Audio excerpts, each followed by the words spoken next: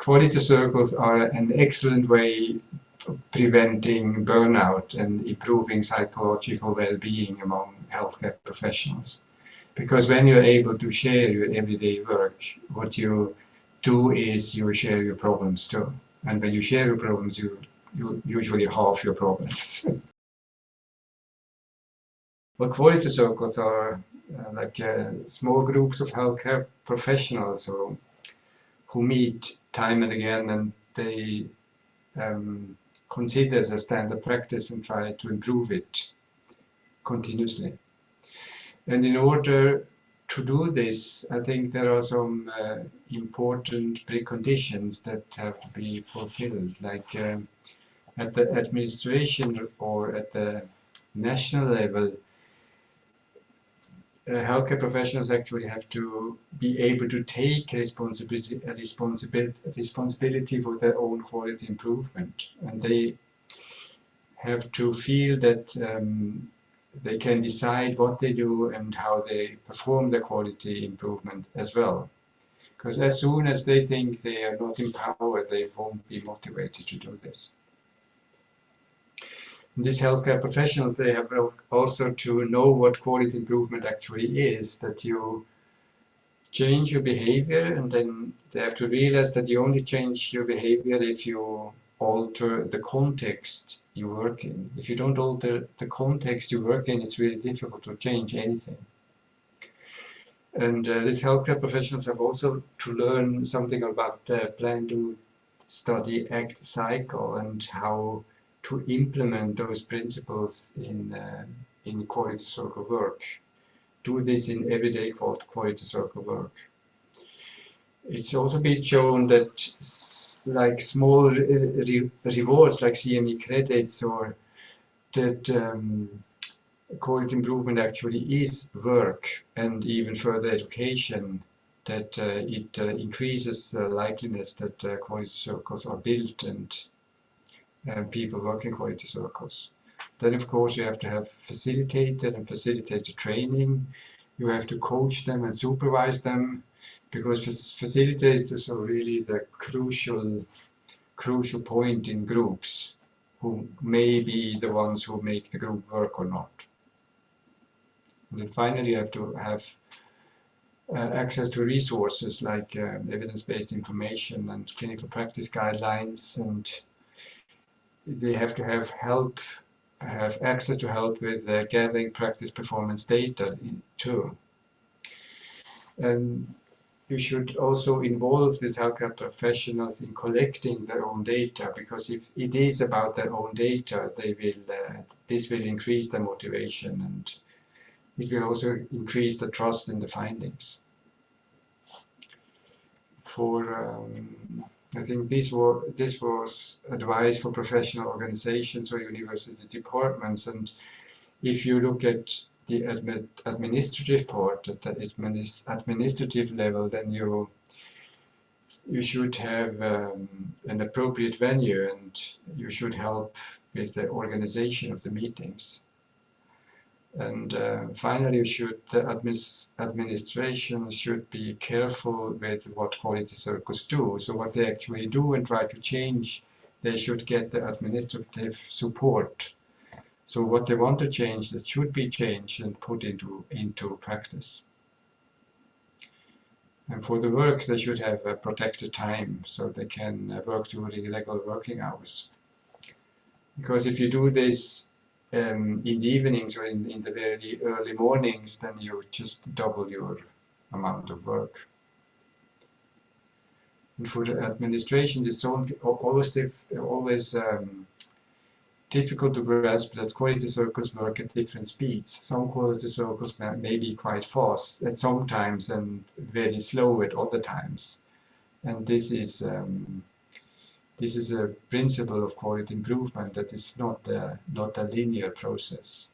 It's a process that goes in loops. So it's also important that you have an adequate, appropriate size of the group, and that's between 6 and 12 members.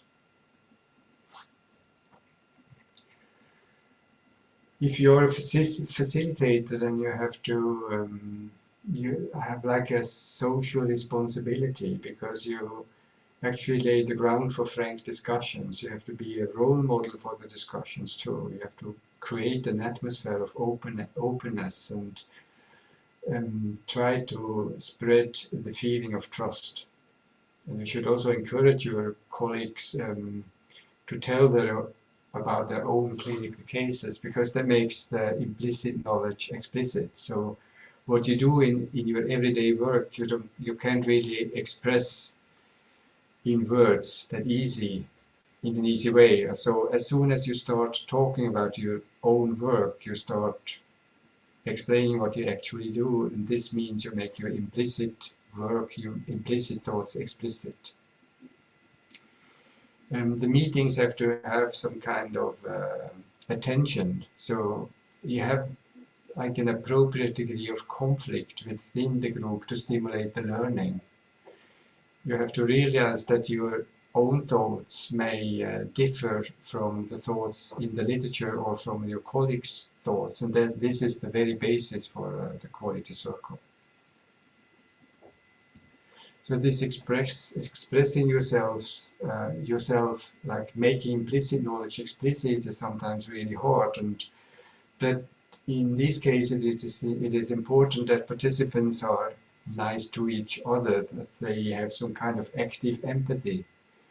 This is the ability of quality circle members to actively listening to each other, but also care for each other, even though they question each other's statements once in a while. For facilitators, it is extremely important to resolve conflicts timely, because if you have a conflict within the group, it breaks up the group process, it will disrupt the group process, and the group won't be able to continue with the quality circle work.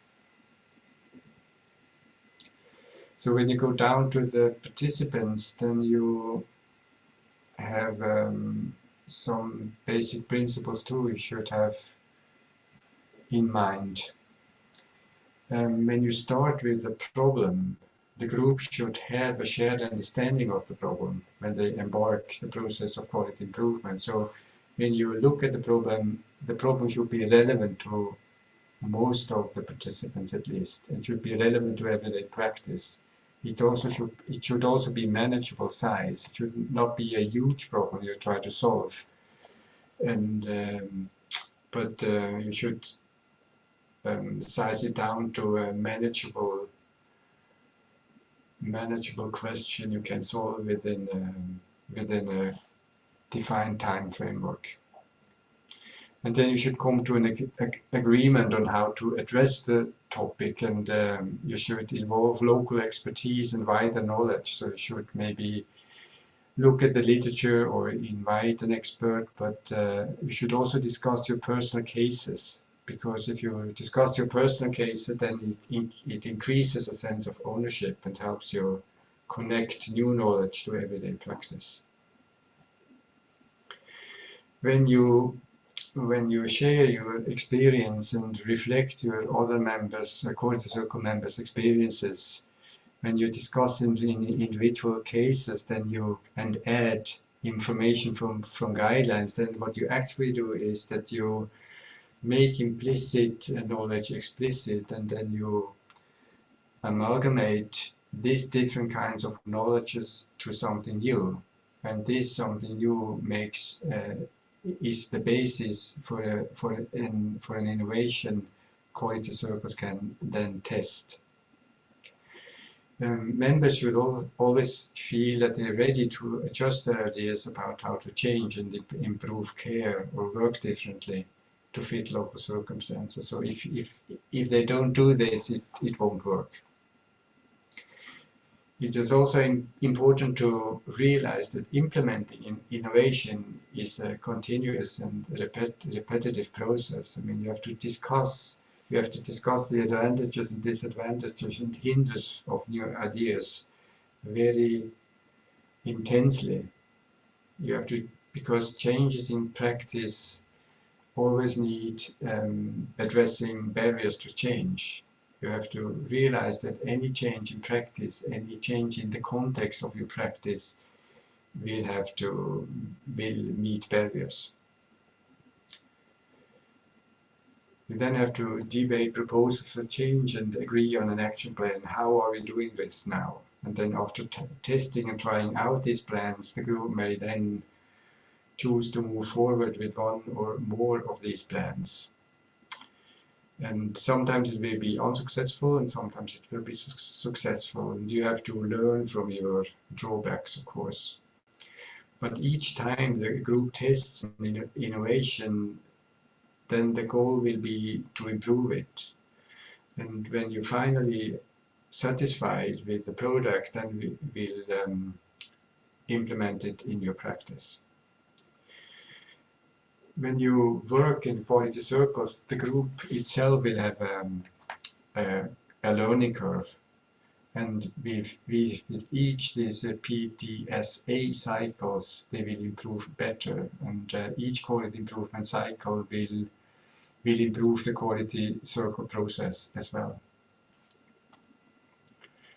I think these are the most important points at the administrative level, at the professional level, at the administrative level, the most important points for facilitators too, and the points participants of the groups have to consider when embarking the quality circle.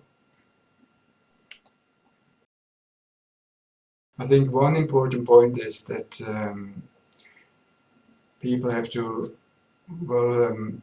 to realize that autonomy also means obligation. If you have the right to do something, they're also obliged to do this. And this tension is not always easily accepted by general practitioners. So if they are entrusted with quality improvement, then they actually have to embark the process of quality improvement too. So sometimes I have to remind groups that they are in charge of quality improvement. And if they do not take on this task, someone else will. And they will do it in their way. Another problem I often embark are disruptive or dysfunctional groups with a low level of trust. So it really is important that you have a well-functioning group. If you do not have a group that really has a basic trust in each other's statements, that they have an empathy for each other, that they actively listen and respect each other, then the group will not work. So often when I'm called to a quality circle that does not work, I have to look at whether they actually feel the autonomy and the obligation, and the second part is whether they have a functioning group. The level of trust is usually according to the members' trust for each other. So if someone is, I call it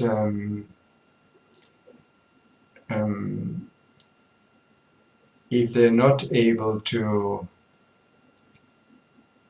really comply with the group and accept each other's differences as a motivating factor for quality improvement, it's really hard to have someone like that in a group.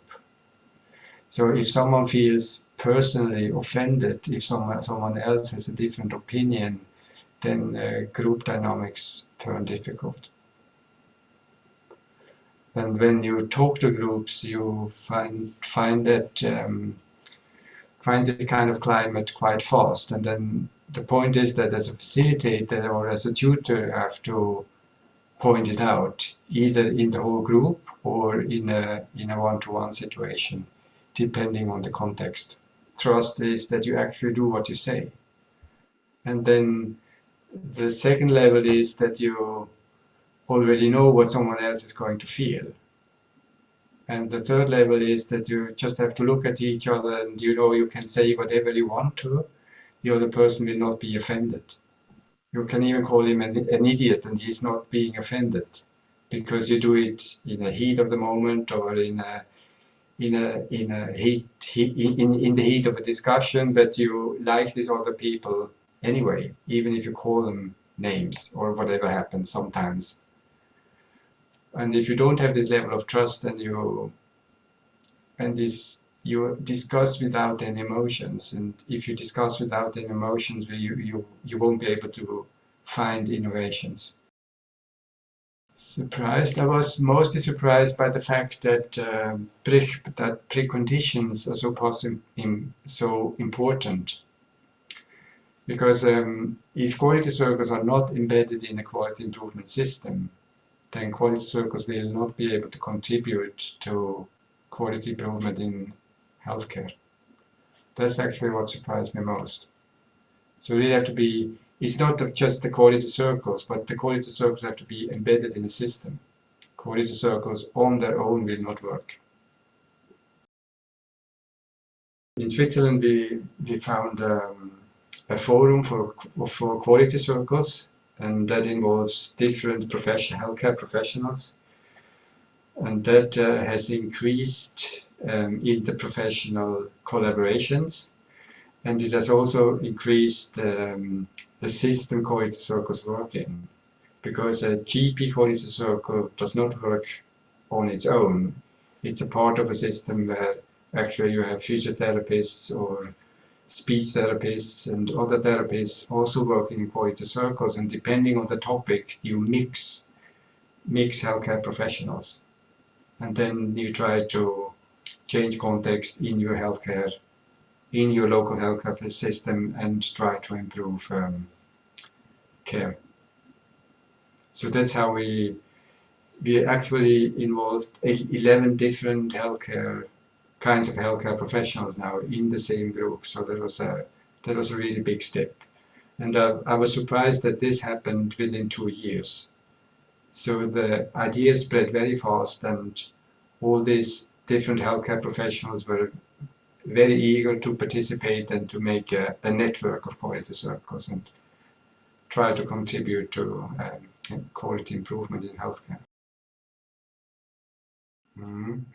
So at the Swiss level, I think it's important that we collaborate more with health insurance companies, because we need the money and we need the time, and if we should have time, we need the money, of course. But they actually realize that quality circle work at different levels from different healthcare professionals actually improves healthcare.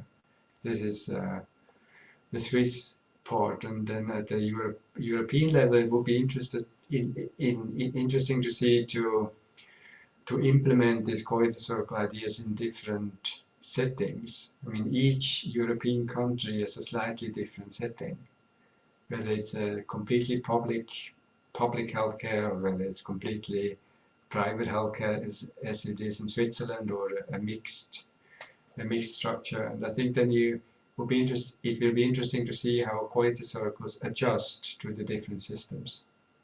And I think they're already doing this. They're adjusting to their systems and collaborating with their administrative levels and departments or professional societies. A call to action. I think quality circles are an excellent way of preventing burnout and improving psychological well-being among healthcare professionals. Because when you're able to share your everyday work, what you do is you share your problems too. And when you share your problems, you usually halve your problems. So I really want to suggest that healthcare professionals join peer review groups or whatever the quality circles are called, and avoid burnout.